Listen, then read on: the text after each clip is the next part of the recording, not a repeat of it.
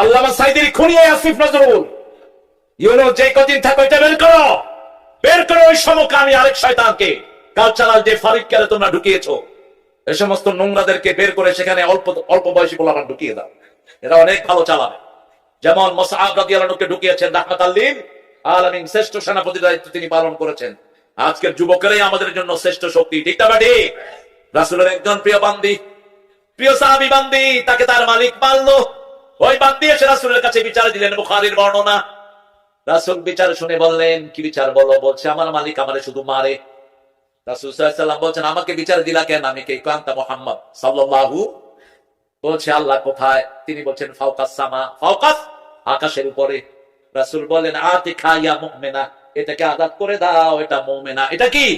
মুমিনা। আমাদেরকে বেসিক ঠিক রাখতে হবে। আমরা যখন হাত তুলি কোন দিকে? জোরে বলেন, কোন দিকে?